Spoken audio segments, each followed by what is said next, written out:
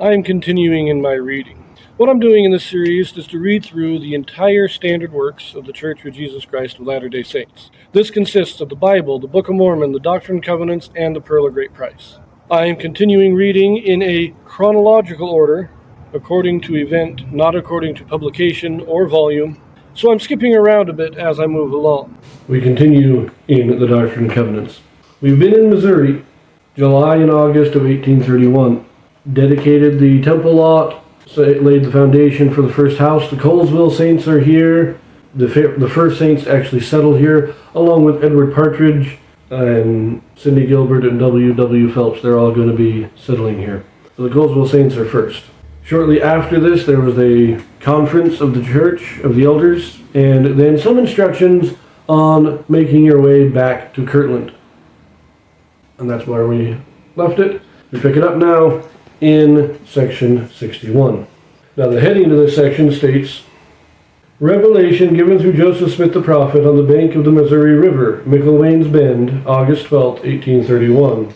Recorded in History of the Church, Volume 1, pages 202 to 205. On their return trip to Kirtland, the prophet and 10 elders had traveled down the Missouri River in canoes. On the third day of the journey, many dangers were experienced. Elder William W. Phelps, in daylight vision, saw the destroyer riding in power upon the face of the waters. So the destroyer is one of the angels of God. Remember, it was the destroyer that came into Egypt and slew all the firstborn. So the destroyer is one of God's angels. In this vision, it says here, W. Phelps, he saw the destroyer riding on the waters. It's set in the history of the church, it actually says that all of them, all 10 elders, heard the noise of the destroyer, but only Elder Phelps saw him.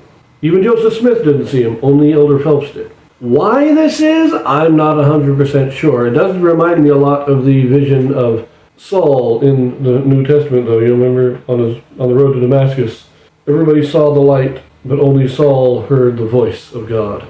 In this instance, everybody heard the sound of the destroyer on the waters, but only Elder Phelps saw him. Now, after this experience, immediately, the brethren turn to Joseph Smith and say, what is going on here? Elder Phelps describes what he saw, and everybody says, okay, Joseph, what's happening? And we get section 61. So let us read. Behold, and hearken unto the voice of him who has all power, who is from everlasting to everlasting, even Alpha and Omega, the beginning and the end. Behold, verily thus saith the Lord unto you, O ye elders of my church, who are assembled upon this spot, whose sins are now forgiven you, for I, the Lord, forgive sins, and am merciful unto those who confess their sins with humble hearts. But verily I say unto you, that it is not needful for this whole company of mine elders to be moving swiftly upon the waters, whilst the inhabitants on either side are perishing in unbelief. Nevertheless, I suffered it, that ye might bear record. Behold, there are many dangers upon the waters, and more especially hereafter. For I, the Lord, have decreed in mine anger many destructions upon the waters, yea, and especially upon these waters. Nevertheless, all flesh is in mine hand, and he that is faithful among you shall not perish by the waters. Wherefore it is expedient that my servant Sidney Gilbert and my servant William W. Phelps be in haste upon their errand and mission. Nevertheless, I would not suffer that ye should part until you were chastened for all your sins, that you might be won, that you might not perish in wickedness. But now verily I say, it behoveth me that ye should part. Wherefore let my servant Sidney Gilbert and William W. Phelps take their former company, and let them take their journey in haste, that they may fill their mission, and through faith they shall overcome. And inasmuch as they are faithful, they shall be preserved, and I, the Lord, will be with them. And let the residue take that which is needful for clothing. Let my servant Sidney Gilbert take that which is not needful with him, as you shall agree. And now, behold, for your good I gave unto you a commandment concerning these things. And I, the Lord, will reason with you as with men in days of old. Behold, I, the Lord, in the beginning blessed the waters, but in the last days, by the mouth of my servant John, I cursed the waters. Wherefore the days will come that no flesh shall be safe upon the waters. And it shall be said in days to come, that none is able to go up to the land of Zion upon the waters, but he that is upright in heart. For as I, the Lord, in the beginning cursed the land, even so in the last days have I blessed it. in its time for the use of my saints, that they may partake the fatness thereof.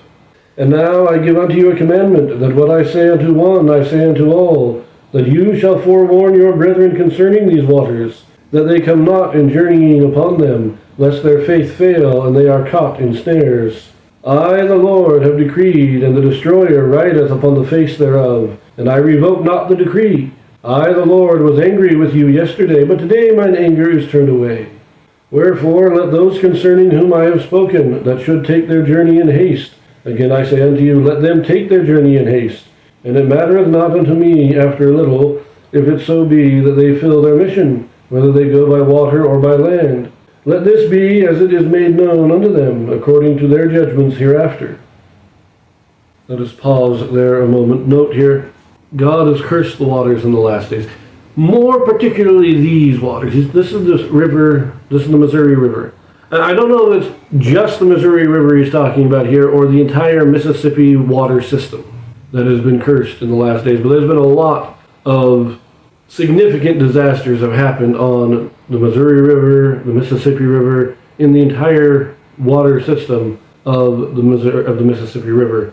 There have been a lot of disasters over the last 2 centuries. But there's been disasters on all the waters, but more particularly here, I think. I think this has been fulfilled to some degree. Eventually, as it says, nobody will be able to even cross the oceans to get to the United States, to get to Zion, unless they are pure in heart. Now, does that mean there's going to be natural disasters all the time? Not necessarily. I think that the land was cursed originally, and now the water is cursed, but the land is blessed. And I think to a large extent, that actually is referring to war.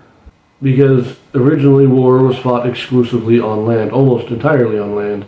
We get some naval battles as we move through history, but the real naval battles didn't start until the last century. Not really. You get some, but we are now in a period where war is almost exclusively fought. And I know that there's a lot of stuff happening on land, but it's like the carriers are sending in the airplanes. You rarely go to war without sending in the Navy anymore. And the Americas are separated from the rest of the world by the waters. So to get to the Americas, you're going to have to cross the waters. In the last days, when Zion is built up, people aren't going to be able to cross the waters because the armies of the beast, of the devil, of the Antichrist, will be on the waters, preventing anybody from crossing. That's just some speculation on my part, of course. Now, we are told the reason that they see this is the 3rd day of travel. They left on the 9th. They see this on the 12th. They've been traveling for 3 days. Well, they see this on the 11th, and the next day they get this revelation. And it's saying, you guys are going too fast. You're not taking the time to stop and preach to the people along the way. You need to be preaching. Now, Sidney Gilbert and William Phelps are said, you guys go in haste. You guys get going. You got to get there, because they're the ones that have to go back, get the stuff that is needed, take it back to Zion, and set up their store and their printing office and all that. So they have a mission to fulfill to getting back to Zion. They need to go in haste. Everybody else, take your time and preach. They weren't preaching. This is a chastisement against them. Get out there and preach. Don't be in a hurry to get back to Kirtland. Preach along the way. And now I've rambled enough, so let us finish this out. Verse 23. And now concerning my servants Sidney Rigdon, Joseph Smith Jr., and Oliver Cowdery, let them come not again upon the waters, save it be upon the canal, while journeying unto their homes. Or in other words, they shall not come upon the waters to journey, save upon the canal. Behold, I the Lord have appointed a way for the journeying of my saints. And behold, this is the way, that after they leave the canal they shall journey by land, inasmuch as they are commanded to journey, and go up unto the land of Zion. And they shall do like unto the children of Israel, pitching their tents by the way. And behold, this commandment I shall give unto all your brethren. Nevertheless, unto whom is given power to command the waters, unto him it is given by the Spirit to know all his ways. Wherefore let him do as the Spirit of the living God commandeth him, whether upon the land or upon the waters, as it remaineth with me to do hereafter. And unto you is given the course for the saints, or the way for the saints of the camp of the Lord to journey. And again, verily I say unto you, my servants Sidney Rigdon, Joseph Smith Jr., and Oliver Cowdery, shall not open their mouths in the congregations of the wicked until they arrive at Cincinnati. And in that place they shall lift up their voices unto God against that people, yea, unto him whose anger is kindled against the wickedness, a people who are well nigh ripened for destruction. And from thence let them journey for the congregations of their brethren, for their labors even now are wanted more abundantly among them than among the congregations of the wicked. And now concerning the residue, let them journey and declare the word among the congregations of the wicked, inasmuch as it is given. And inasmuch as they do this, they shall rid their garments, and they shall be spotless before me. And let them journey together, or 2 by 2, as seemeth them good. Only let my servant Reynolds Cahoon and my servant Samuel H. Smith, with whom I am well pleased, be not separated, until they return to their homes, and this for a wise purpose in me. And now verily I say unto you, and what I say unto one, I say unto all, be of good cheer, little children, for I am in your midst, and I have not forsaken you. And inasmuch as you have humbled yourselves before me, the blessings of the kingdom are yours. Gird up your loins, and be watchful, and be sober, looking forth for the coming of the Son of Man. For he cometh in an hour you think not. Pray always that you enter not into temptation, that you may abide the day of his coming, whether in life or in death. Even so, amen. Okay, just to count, this is the instructions for the rest of the group. Cindy Gilbert and William Phelps make haste to get back to Kirtland.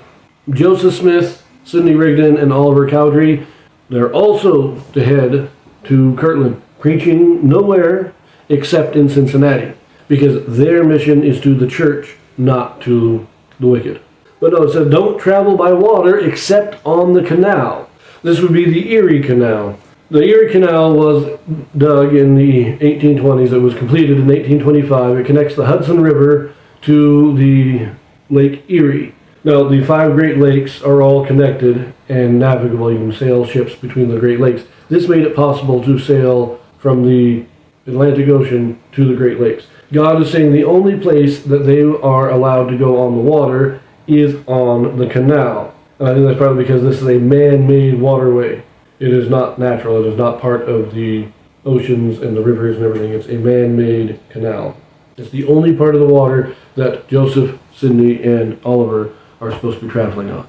Now, the rest of the men are all told, you guys have to preach along the way. If you stick together, that's fine. Now, we had the 5 already separated out. There were 10 other elders, so I think this leaves us with 6 elders. So you can go all 6 together, or you can go in 3 companionships. Now, Reynolds Cahoon, was it, and Samuel H. Smith are supposed to stay together, those 2. Now, if they stay as a group of 6, fine. If they separate, those 2 need to stay together. The other 4 can pair off how they want, just preach along the way. It's fairly simple instructions, and we're going to leave it there for now. And we'll pick this up in section 62, so I will see you there.